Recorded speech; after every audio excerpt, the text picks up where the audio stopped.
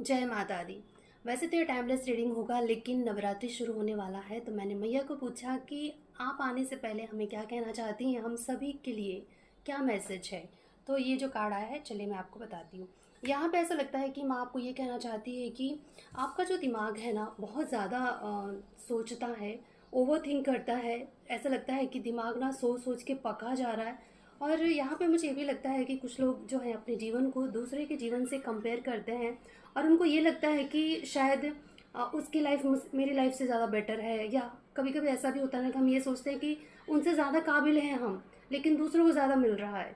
तो ये जो हम अपनी लाइफ को दूसरे की लाइफ से कंपेयर कर रहे हैं, वो नहीं करने के लिए आपको कहा जा रहा है। क्योंकि अगर इस जीवन में जिसको भी जो भी मिलता है, कहीं ना कहीं उनके पिछले जन्मों का फल होता है, या फिर जिसको जब मिलना है, जितना मिलना है, ये उतना ही मिलता है। या फिर जो इंसान जितना संभाल सकता है उसको उतना ही दिया जाता है, फिर चाहे वो दर्द हो, फिर चाहे वो खुशी हो। तो माँ को पता है कि आप क्या बर्दाश्त कर सकते हो, कितना सह सकते हो, चाहे वो खुशी या फिर गम।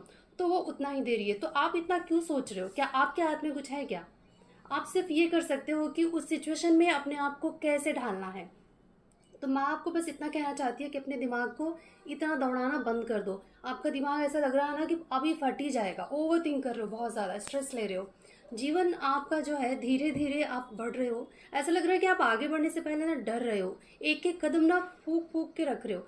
हाँ ठीक है, संभल के चलना अच्छी बात है, लेकिन थोड़ा सा धैर्यता के साथ भी रहिए। पेशेंस ज़रूरी है आपकी लाइफ में, और थोड़ा सा भरोसा भी ज़रूरी है। आपको ये समझना होगा कि कोई भी चीज़ हमेशा के लिए नहीं होता है।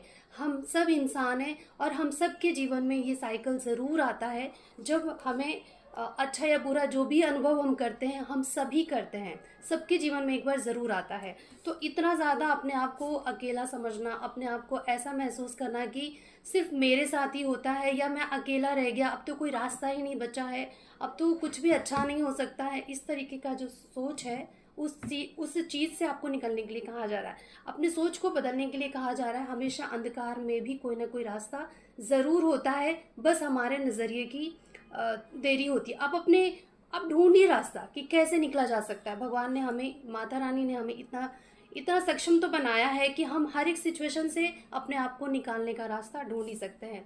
बस जैसे कि हर चीज़ का एक टाइम होता है, हर चीज़ के पकने का एक टाइम होता है, हर चीज़ के मतलब कंप्लीशन का एक टाइम होता है, कोई भी चीज़ एंड होने का टाइम होता है, कुछ नया शुरू होने का भी टाइम होता है। तो कुछ अच्छा होने के लिए भी टाइम लगता है।